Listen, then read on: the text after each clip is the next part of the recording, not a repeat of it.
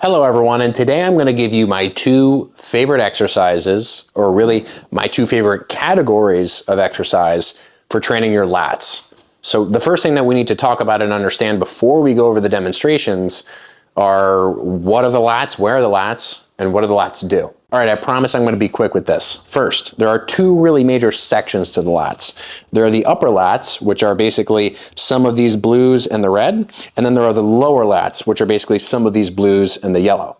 The upper lats run more horizontally. They're oriented more like this on the back side of the rib cage, and they run into the upper arm. The lower lats here are oriented more vertically, so they run along the side of the rib cage, kind of like this, like my hands are running. They also run into that same attachment side on the upper arm. So from a very simple function perspective, the upper half, the horizontal half of the lats, can stretch like this, where my arm is pulled slightly forward and slightly upward because they run slightly upward. And what they do is they basically pull the whole shoulder girdle back like this and the upper arm back like this. And they do so very tight to the body because all of them, again, including the lower ones, which we'll talk about next, run very tightly to this rib cage. And then the lower ones, which again run more up to down, more vertical, they stretch and contract mostly in this direction. So they'll be able to shove the shoulder girdle down like this, like you're shoving your armpit to your pocket, and then they'll also be able to drive the arm down, again, tight to the body. So far we have a couple major rules: horizontal upper, vertical lower pulls and contracts vertically,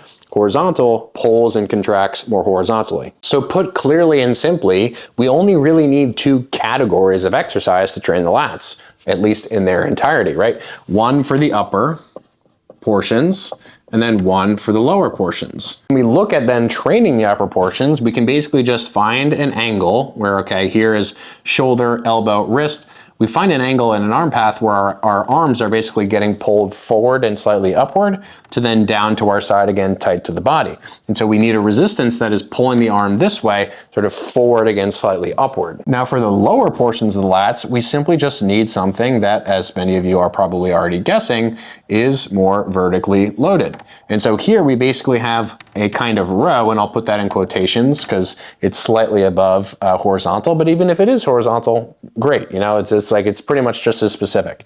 And then here we basically just have a pull down, right? Which I'll contextualize to say narrow, right? Because as we discussed, we don't want to be doing pull downs in this sort of a direction where our arms are doing a lot of the moving and where we're not staying tighter to the rib cage, again, where those lats run up and around. And so in essence, you really just need two categories of motion, one that is horizontal, one that is vertical, and a resistance that falls in accordance with either of these. For lat training specifically, I'm a huge fan of doing a lot of these kinds of motions single arm, just because it tends to be easier to keep your arm tighter to your body. It tends to be easier to manage from a trunk torso perspective. Let's say like if you're doing a pull down, it's easier to stabilize your trunk if you're able to use the opposite hand and you're using half the load or less than half the load with one hand as compared to two.